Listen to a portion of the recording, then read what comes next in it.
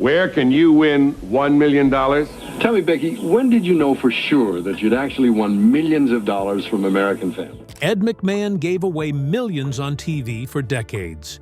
He made families rich with giant checks and famous catchphrases. But behind the cameras, something shocking was happening. By 2008, the man who handed out fortunes couldn't pay his own bills. His Beverly Hills mansion was in foreclosure. Credit card companies were suing him. Even worse, a single night in Vegas cost him $100,000. When he died in 2009, his family had to do something that broke America's heart. Today, we're revealing what really happened to TV's most generous star. Ed McMahon was born on March 6, 1923, in Detroit, Michigan. His father worked with carnivals and vaudeville shows, always chasing jobs that never lasted. That meant the family was always on the move. By the time Ed was just 5 years old, he had already lived in more than 40 states. He grew up without stable friends or schools. They went from Michigan to Maine, New York to San Francisco, then to Philadelphia, Muskogee, Peoria, Bayonne, and East Hartford. His parents were stuck in an unhappy marriage, and his father would often disappear, leaving the family with no money and no answers. During the Great Depression, Ed started working when he was only 10. He sold newspapers and shined shoes in Lowell, Massachusetts. Things were so bad that sometimes there wasn't even food to eat, and all three family members slept in one bed. When they lived in New York, they couldn't pay rent and had to move to a cheaper place in Bayonne, New Jersey. But Ed was determined to stay in school. He took a daily Greyhound bus just to reach PS 23 in Manhattan. The only break he got was in the summers when he'd stay with his Irish grandparents in Lowell. They had left Ireland during the famine and built a plumbing business. Even then, Ed worked under buildings, helping unclog sewer pipes. When he was 15, something changed. Ed won a local speaking contest in Lowell by performing a dramatic piece from Shakespeare. The prize was $5, which meant the world to his family at the time. He used the money to buy his first real suit. Around that same time, he was already working as a bingo caller in Maine and shouting through a loudspeaker for a traveling carnival in Massachusetts. That one small victory made him realize that his voice had power. It gave him a path that didn't lead back to the same unstable carnival life his father lived. Ed didn't have proper equipment to train like a real radio announcer, so he made his own microphone out of a tin can. He'd sit for hours practicing in his room, copying his radio idol Don McNeil from The Breakfast Club. Even though his family had no money, he found a way to turn his dreams into a routine. His Irish Catholic roots gave him a natural sense of performance, and this homemade practice would later shape his career. In 1941, Ed tried to go to college. He enrolled at Boston College, but after just one semester, he had to drop out. The money just wasn't there. So he went back to what he knew, working carnivals. By then, he already had 3 years of experience shouting for crowds and calling bingo numbers in Mexico, Maine. His job didn't pay much, but it kept him afloat. He later said that being able to talk with his hands and control an audience came straight from those early carnival days. In 1943, Ed joined the Marine Corps at age 20. He wasn't just another pilot. After earning his wings in 1944, he trained others to fly the deadly F-4U Corsair, known as the Ensign Eliminator, because of how many rookie pilots it killed. He taught others how to survive it. He was supposed to join the Pacific Fleet in 1945, but after the atomic bombs were dropped, his orders were canceled. Even though he didn't see combat in World War II, he trained the men who did. Later, he would earn 6 air medals, but those would come during a different war. After the war, Ed stayed in Korea for military duty. The atmosphere was tense, with guerrilla attacks and growing political chaos. To lift spirits, Ed started hosting mock radio shows over camp loudspeakers. He wasn't doing it for fame, he was just trying to make his fellow Marines smile. That's where his famous delivery style was born. His pauses, his deep voice, his confidence. It all started on that military base. Those little moments were the beginning of something much bigger. In 1946, using the GI Bill, he joined the Catholic University of America in Washington, D.C., studying speech and drama. The drama program was legendary, and Ed starred in big campus plays like The Front Page. His classmates would later become Pulitzer winners and Broadway legends. He graduated in 1949, already walking among future stars. Being in Washington gave him access to people in media and politics, people who would later open doors. During his college summers, Ed worked at Atlantic City's Steel Pier, selling vegetable slicers for $5 each. His act was fast, loud, and captivating. The boardwalk was packed with stars like Frank Sinatra, and Ed had to grab people's attention between performances. He made enough money to pay for his full year of college each summer. One day, he saw his name in lights on the pier's marquee, right alongside big-name entertainers. That moment stuck with him forever. In 1952, Ed was called back to serve in the Korean War. This time, he flew unarmed Cessna bird dogs. His job was to fly low over enemy territory, guiding artillery fire. The plane had no weapons, no armor, and no backup. It was one of the most dangerous jobs in the war. Ed flew 85 combat missions. Many who did just 25 were considered heroes. His bravery earned him 6 air medals, and by 1966, he had reached the rank of colonel. For a reserve officer, that was rare. His leadership in combat had left no doubts. Back home, Ed got his first television job at WCAU-TV in Philadelphia on September 12, 1949. He made $75 a week. His big break came when he became Ed the Clown on the children's show Big Top, which aired nationally on CBS. The show was chaotic. Live circus acts, clumsy equipment, and unexpected mishaps meant Ed had to ad-lib constantly. When the original venue burned down in 1953, they had to rebuild everything in a new space, and Ed had to relearn the whole setup. He performed alongside strongmen and giants. It was exhausting, but made him sharp. In 1958, Ed joined Johnny Carson on Who Do You Trust? The show ran for 5 years, and their chemistry became legendary. Carson would often mess up magic tricks or commercials, and Ed would step in with clever lines to save the moment. They ate dinner together multiple times a week. Carson once said they were closer than 2 people could be without being married. Ed hadn't yet started saying, "Here's Johnny," but the spark was there. At the same time, Ed worked as a late-night radio DJ on WCAU-AM, starting in 1959. He played records, interviewed local stars, and practiced timing by listening to Jack Benny. He once accidentally said, "crispy crappers" during a live ad, causing panic among sponsors. But these moments made him real to listeners. Despite working non-stop between radio and TV, he kept building his audience.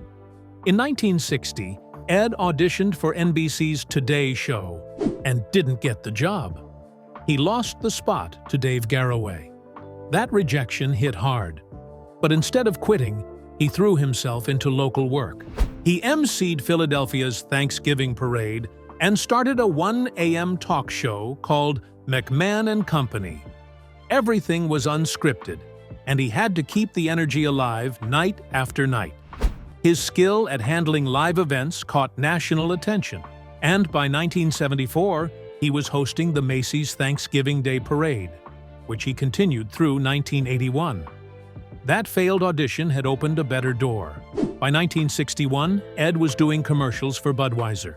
He had a gift for memorizing scripts and made $10,000 a year from it, more than his TV salary. His voice became known across the country, saying, "Budweiser, the only beer that's Beechwood aged." He wasn't just reading lines. He sounded like he believed every word.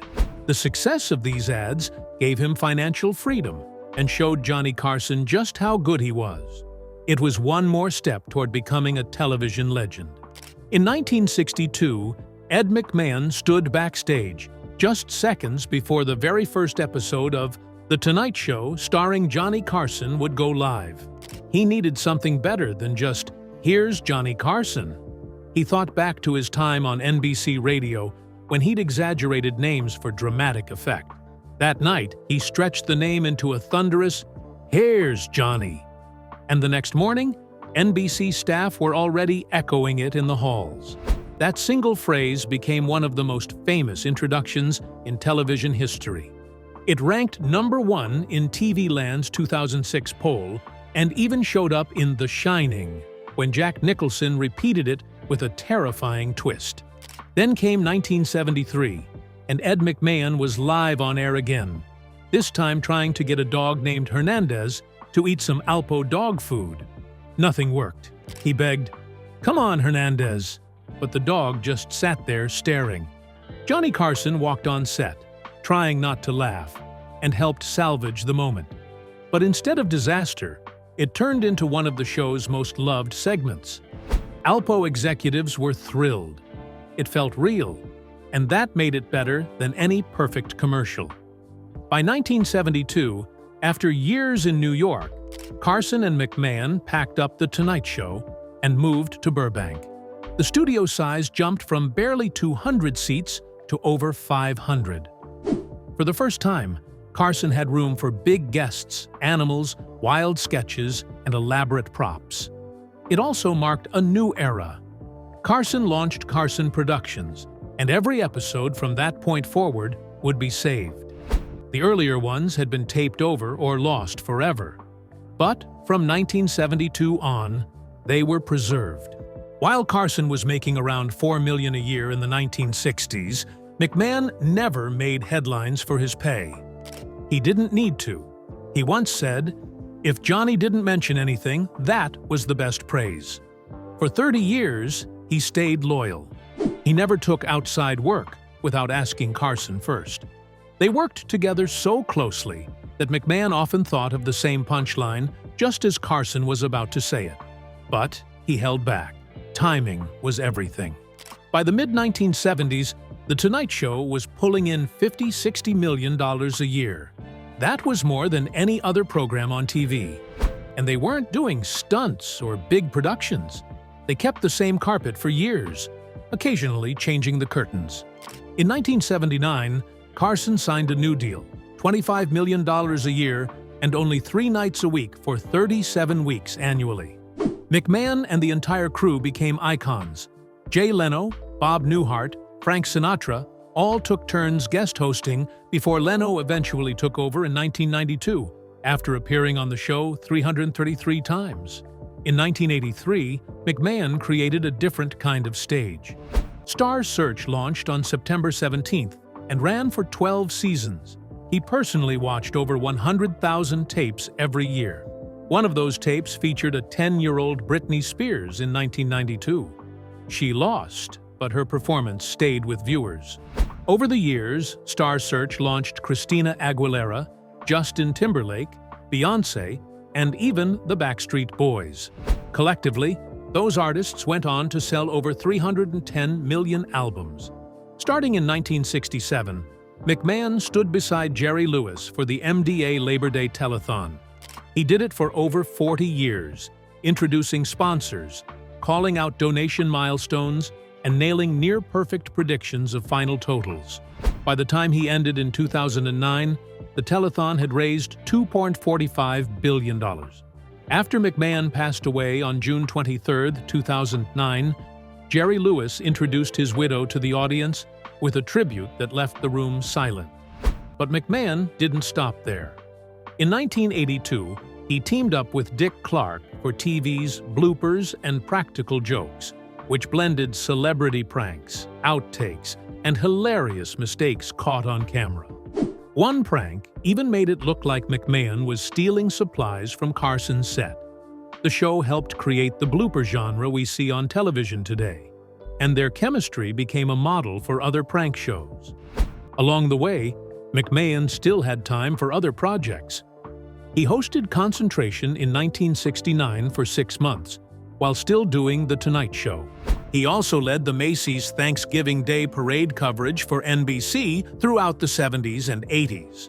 Then came Puttin' on the Hits in 1984, a lip-sync variety show where he judged contestants while keeping the energy high. Everywhere you looked, there was Ed McMahon. He also knew how to cash in. In the 1980s, McMahon starred in Budweiser commercials, delivering lines that helped define the King of Beers brand. Each spot earned him around $50,000. His 1986 Clydesdale Super Bowl commercial cost Budweiser nearly $2 million to produce and required days of filming. It became one of the most iconic ads of all time. Then came American Family Publishers. From 1976, McMahon became the face of their sweepstakes, shouting, "You may have already won." But by the late 1990s, it turned into a legal nightmare. In 1999, the company had to pay $33 million to 35 million people who felt misled. It was sued in 32 states. McMahon and Dick Clark were both forced to donate $10,000 each to charity as part of the settlement. The company folded that same year. Even worse, people still confused McMahon with Publishers Clearinghouse. He never worked for them. But their executives never corrected anyone. They called it free advertising and quietly enjoyed the mix-up. Even President Obama's chief of staff mistakenly referenced McMahon working for the wrong company in official documents. McMahon also signed on to promote Colonial Penn Life Insurance starting in 1980. He targeted senior citizens during daytime TV. He was earning around $2 million in residuals by 1985. His commercials promised coverage for less than 35 cents a day, but skipped the details about high premiums and limited benefits. Critics called it manipulative, but the company kept using the same tactics, later hiring Alex Trebek and Joe Theismann. In the late 1990s, McMahon joined freemoney.com, hosting infomercials about how to get government grants and financial help. He earned $500,000 per episode, but by 2008, he owed $644,000 on a $4.8 million mortgage and had stopped making payments. Countrywide Financial filed a default notice. He also lost a $747,000 arbitration case to American Express. He had fallen and injured his neck, leaving him unable to work for 18 months. On Larry King Live, he summed it up in one painful sentence: "If you spend more than you make, you know what happens." In March 2007, Ed McMahon attended a dinner party at billionaire Robert Day's Beverly Hills mansion. As he left, he stepped onto a ramp that looked like a staircase but had no handrails and barely any lighting. He fell hard. His neck broke in more than one place. But the real horror started after the fall. Cedars Sinai Medical Center sent him home without even realizing his neck was fractured.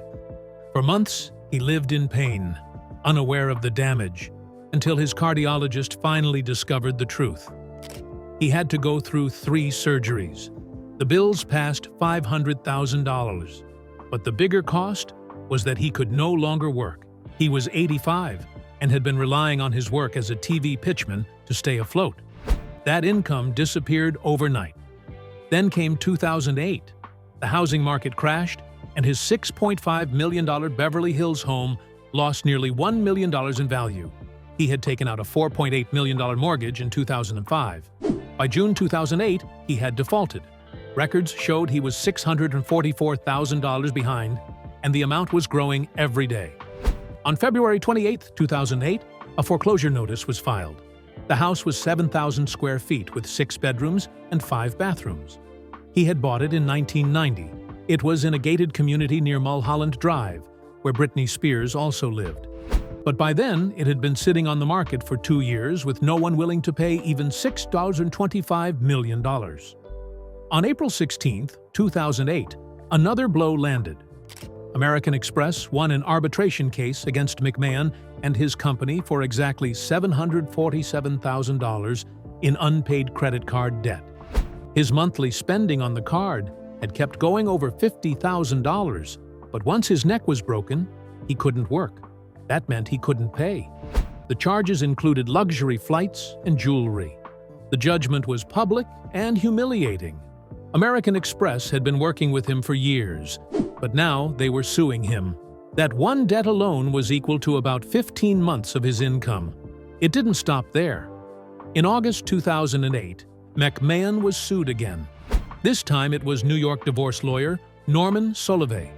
He wanted $275,160 in unpaid legal fees. McMahon had hired him to represent his daughter Linda in a divorce case. The case was finished, but the bill was never paid. The lawyer filed the suit in Manhattan Federal Court and started putting liens on McMahon's property.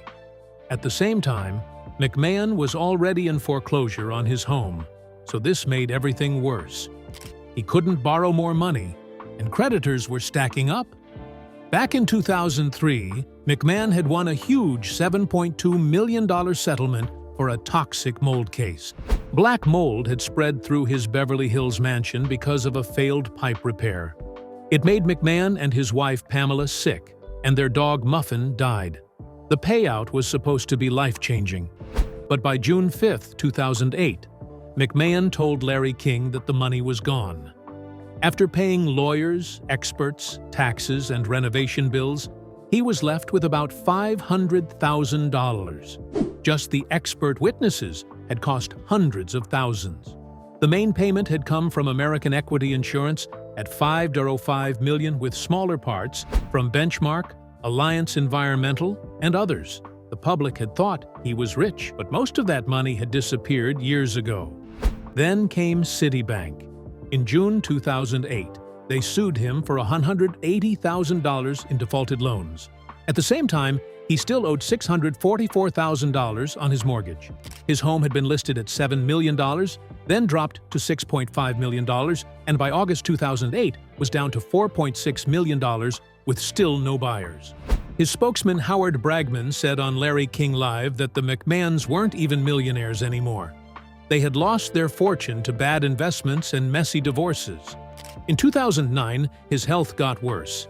He was hospitalized at UCLA Ronald Reagan Medical Center with pneumonia and stayed there from February until his death in June. Insurance refused to pay $200,000 of his hospital bills. He still hadn't recovered financially from the 2007 neck injury that took away his income. He was also battling bone cancer. The hospital bills kept growing, and he couldn't keep up. In August 2008, Donald Trump told the world he would buy McMahon's home for $4.6 million and lease it back to him. He said it would be an honor, and remembered watching McMahon as a kid at Wharton. McMahon's agent even flew to New York to meet Trump, but Trump never went through with it. McMahon's daughter Claudia later confirmed Trump made 2 public promises and broke both. Instead, they sold the house to someone else, who agreed to let them rent it for a low amount. Around the same time, Westmore Lending sued McMahon for $250,000. They said he had borrowed money and used it for gambling. Witnesses told the court he once lost $100,000 in a single night in Las Vegas.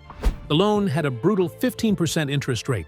He was supposed to pay $3,125 a month for 5 months, and then a lump sum of $253,125. He defaulted.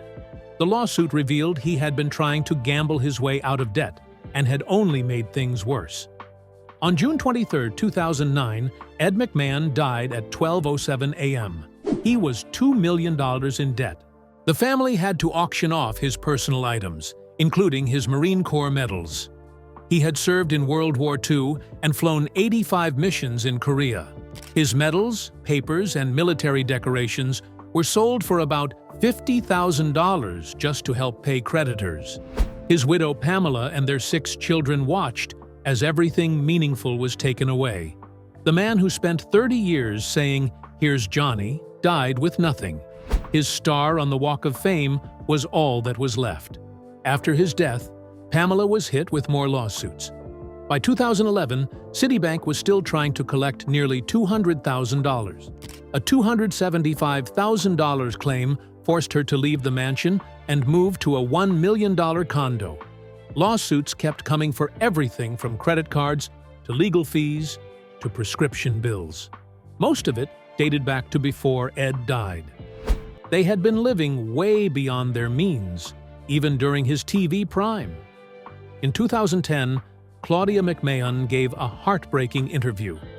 She said the children received no inheritance. The estate was too far gone.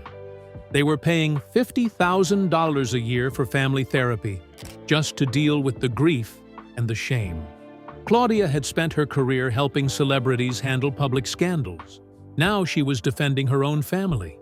She and her siblings, Claudia, Catherine, Linda, Jeffrey, and Lex, were left with nothing but debt and memories.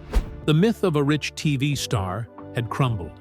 Back in 2003, McMahon's mold case had made national headlines. It was the biggest known payout in a mold lawsuit. A lawyer named Michael Childress said it was the largest published recovery for a single person over property damage caused by mold. The 8,000-square-foot home had been destroyed by black mold after a pipe repair failed. The mold killed their dog and left McMahon on 4 months of antibiotics.